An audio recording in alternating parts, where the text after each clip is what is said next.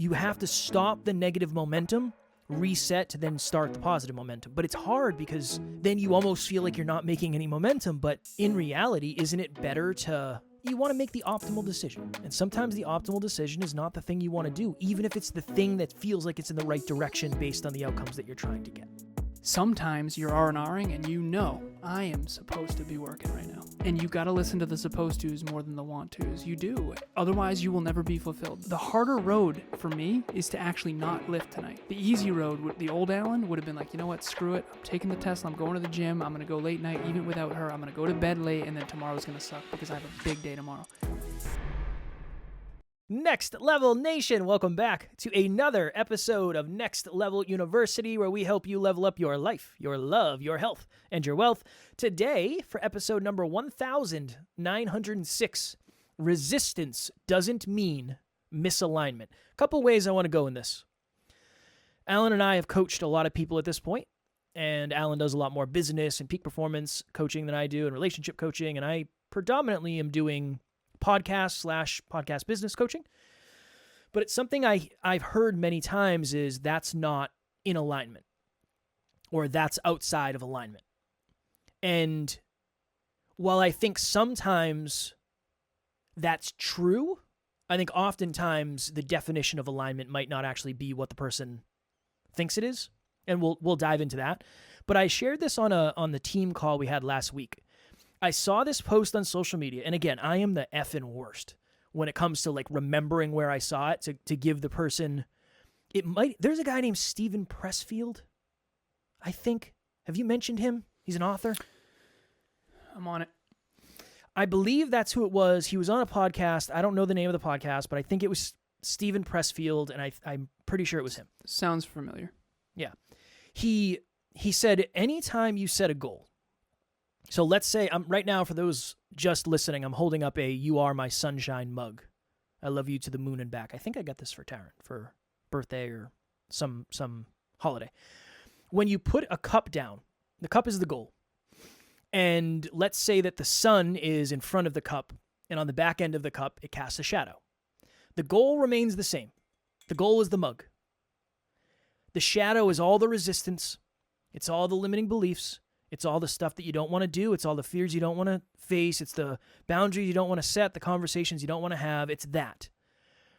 Usually, the shadow is bigger than the mug, depending on where the sun is in the sky. Again, I'm not a astrologist or whoever would know this, but I really like that perspective, because when you set the goal, you also are unintentionally or intentionally signing up for all the stuff that comes with that. What might be out of alignment today might not be out of alignment in a month. It might not actually be out of alignment. It just might be scary. So Alan said to me that he was talking to someone, and they said, I'm not sure if that's in alignment. And I said, well, what does that mean? In alignment with what? Do you feel like it's in alignment with the goal? Is it out of alignment because you're afraid to do it currently? Is it out of alignment because it's morally and ethically out of alignment? That's a different conversation. But I thought it would be a powerful conversation to talk about that, because resistance disguises itself as misalignment. It disguises itself as, well, I don't ever want to do sales because sales is sleazy. Well, that doesn't mean that you learning that skill and eventually getting people to buy a product or service that's actually going to help them and solve their problems, that's not out of alignment, right? Well, no. Well, it's my relationship with the sales that feels out of alignment. Okay, cool, let's have that conversation. So, yeah, I thought it'd be a cool episode to do. I think a lot of people, when they say that's out of alignment, what they really mean, I'm going to use two interesting examples. We did a group coaching session earlier where I did a training essentially on the business star: branding, marketing, sales, delivery, and community. And it's the first time I've ever given it, and it's a lot more in depth than that, obviously, but these are the 5 things that I think you need to master to level up your business. And I told Kev I didn't want to do that. He's like, well, what do you mean? I was on with a client recently, and I said, is this something you're supposed to do, or is this something you want to do? She said, I think it's something I'm supposed to do. but I actually don't want to do it. That, I think, and I said that means you're on the path. Some people have a job, some people have a career, some people have a calling. I think all of us have a calling, we just might not know it. And when someone says that's out of alignment, they might mean that's out of alignment with what I feel like doing right now. That doesn't mean it's out of alignment on the macro. That doesn't mean it's out of alignment with your path or your calling. You've done how many things out of alignment with what you wanted to do in order to get successful and fulfilled? Right, same. So Emilia and I, we got Domino's this past week, and we hammered a full pizza each. And we've been, I mean, you respect it, I appreciate it. That isn't in alignment with my fitness goals fully. It's not fully out of alignment because honestly, it was a big leg day and we're good. And we eat once a day and we're fasting and blah, blah, blah. The point is, it's not optimal. So it's not something I'm supposed to do. I didn't wake up in the morning going, I feel like it's in alignment with my calling to get a full pizza tonight. No.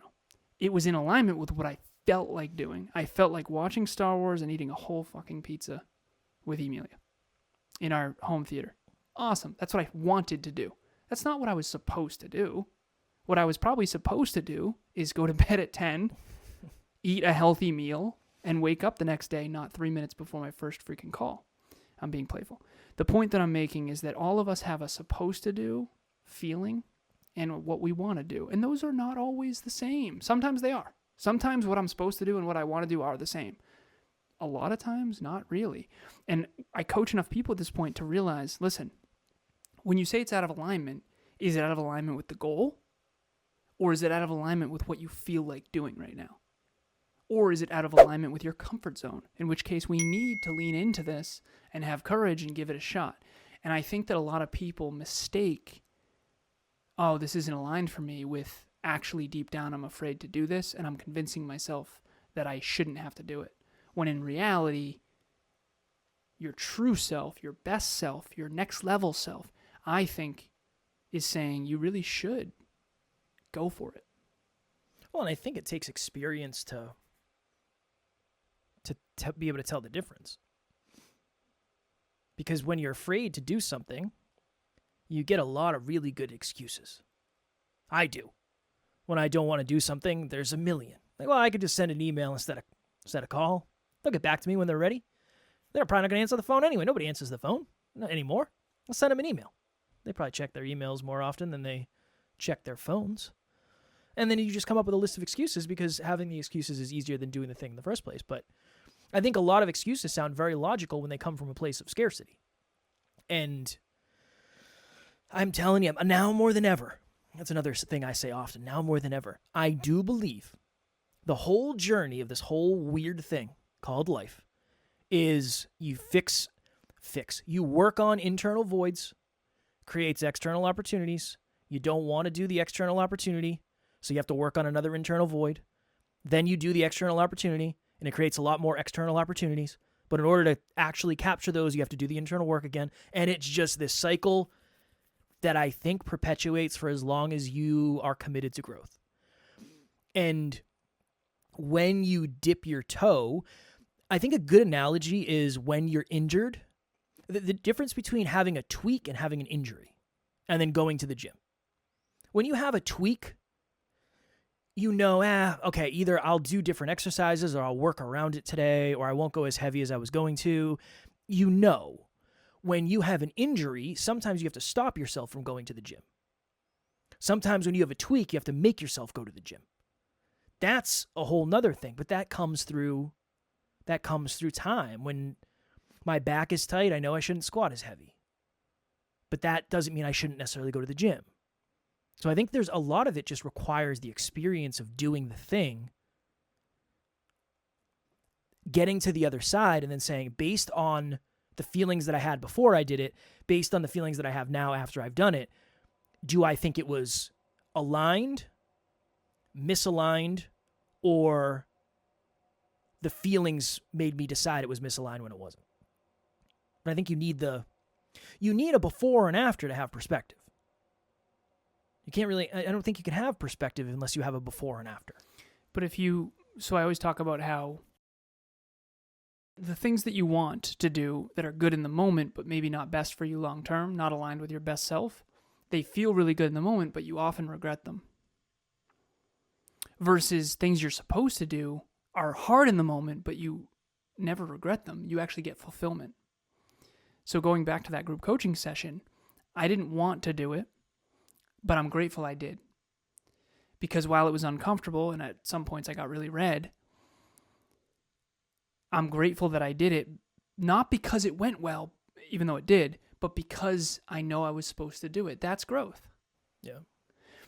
Emilia and I, it's late right now. It's 8:18. My voice is pretty hoarse. I've been back-to-backs pretty much all day, podcasts and coaching sessions and group coaching. And Emilia, I texted her earlier because we're going to go to the gym. And this is a really good example of supposed to versus want to. She said, gym together or no? ? Because I said tonight's going to be a late night. She said, copy that. No worries. I'll do kitchen woman. Gym together or no? She's making food tonight. I said, I still want to go. And I put the muscle things up. And then right after I said, nope, I need a pivot, ... Sucks, but that's more intelligent. She gave me a heart and said, copy that, love. Thank you for letting me know. Way to be humble. Mm. What she's trying to say there is what I want to do is go to the gym. I do. I want to weight train. I really do. What I'm supposed to do to make sure my throat doesn't stay sore and I don't get bad sleep and I don't over push myself. I'm supposed to go for a walk and then crush it tomorrow. Sometimes you're supposed to R&R. Yeah. Sometimes you're R&Ring and you know I am supposed to be working right now. And you got to listen to the supposed to's more than the want to's. You do. Otherwise, you will never be fulfilled. The easy road, the harder road for me is to actually not lift tonight. The easy road, the old Alan would have been like, you know what, screw it. I'm taking the Tesla. I'm going to the gym. I'm going to go late night even without her. I'm going to go to bed late and then tomorrow's going to suck because I have a big day tomorrow. And by the way, before I texted her that and said, I'm going to not go to the gym, I'm going to be humble, she said, way to be humble. I looked at my calendar and I saw tomorrow and I was like, if I go to the gym tonight and I get home at 10, I'm going to want to eat food. I'm not going to get to bed till 11, maybe 11:30, and then I'm going to wake up and tomorrow's going to suck. And I'm going to be less for the team. I'm going to be less for my clients. I'm going to be less for the business. I'm going to be less for her. So I'm going to go for a walk tonight and I'm going to make up for it later. NLU listener, what is happening? I just wanted to jump in here and let you know if you want to get to the next level faster, we have a free virtual monthly meetup at the first Thursday of every month. You can connect with like-minded people and become a bigger part of this amazing global community. The link to register will be in the show notes. Well, I think that's hard versus smart work. I think that's a really good example of hard work versus smart work because I had the same thing. Last night, we had a client ask for a quick turnaround thing, and I said yes, and I said I'll figure it out. Whatever. If the team can't do it, I'll figure it out because it's a very quick turnaround. So I planned on getting up at 5. I set my alarm for 5, and I told you I just could not sleep to save my life. For some reason, I couldn't sleep. I didn't fall asleep until probably 11:30 or midnight. I woke up at 3:30. And my alarm went off at 5 like it was supposed to. And I had a moment where it's like, I feel so guilty that I'm not getting up. So what would the best version of Kevin do? That was it. The best version of Kev. I went and checked my phone. Don't do this. Don't go check your phone at 5 a.m. Not good. But this is where we're at right now. There's a lot of stuff happening. There's a lot of good stuff happening in the business. And I saw the team and they said, we're on it. And I was like, okay, awesome. I appreciate it. I hope you guys don't think I signed you up for that. I'm ready to roll. I'm going to work my way through this. I'm going to figure this out. And I said, all right, well, I'm going to go back to bed. And then I went back to bed and I struggled to fall back asleep. I was going to sleep until 6. I struggled to fall back asleep. So I ended up sleeping for like a half hour. And I said, all right, I'm going to set my alarm for 8 and I'm going to sleep till 8. And then I slept till 8. And I said, I'm going to give myself another half. Quick 30 minutes. But that was all with the understanding that Alan and I are going to be recording late and I'm not going to go to the gym. But hopefully I can reset. I'll reset my sleep schedule. I'm very tired. I'll get some good sleep tonight. Tomorrow I can get up and then do the whole thing over. I think sometimes you just have to reset. You have to stop the negative momentum, reset to then start the positive momentum. But it's hard because then you almost feel like you're not making any momentum. But in reality, isn't it better to... You want to make the optimal decision. And sometimes the optimal decision is not the thing you want to do, even if it's the thing that feels like it's in the right direction based on the outcomes that you're trying to get. Now, let's imagine you did get great sleep, and then the alarm goes off at 5 a.m. What would best version of Kevin do? Get his ass up, do the thing, and go to the gym. Yeah. But circumstances, people always ask, and they say, well, how are you so consistent with fitness? And one of the reasons why I'm so consistent, Emilia and I passed 1,000 days, is because we can flex. She asks, gym tonight or no? Nope, not tonight. We're going to go for a 45-minute walk under the stars. Circumstances, we were just traveling last week. We didn't miss any exercise last week. That was atrociously difficult. I can imagine. We were under the same roof as her family, my mom, dogs, pets, the whole nine. We were the only ones who were super concerned about making sure we got in our workouts. And weight training was tough. It was tough to get away. But you got to make it happen. And it's you versus you. No one else is going to care about your goals. No one else is going to care about your core values. They want to spend time with you. Ultimately, it's you versus you. So sometimes Kev wakes up and it's, what would best version of Kevin do? Get your ass up, get to the gym. Sometimes it's, you know what, honestly, that's your ego and you need some rest. And same with me. And ultimately, all of us, I think, have a supposed to and we have a want to. Tonight, I want to go to the gym. I'm supposed to do a walk. Tomorrow night, if I do this right, I'm supposed to go to the gym. And I will. And whichever one, and my client earlier, his name's Cole. Cole, shout out to you, brother. I asked him this question. I said, is it a supposed to or is it a want to? I've been asking this a lot. It's a theme lately. And he said supposed to. I said, first he said, how do you know the difference? And I actually sat with that for a minute because I said, one of them you want to do in the moment. The other one is what's best for you long term. And he said, oh, supposed to. I said, good, done. We all know that. Yeah. We all know that. And what I mean by that is you versus you. I'm not going to tell you what you're supposed to do. I say this to my clients all the time. I honor whatever you choose. I wasn't supposed to eat an entire pizza. I don't care.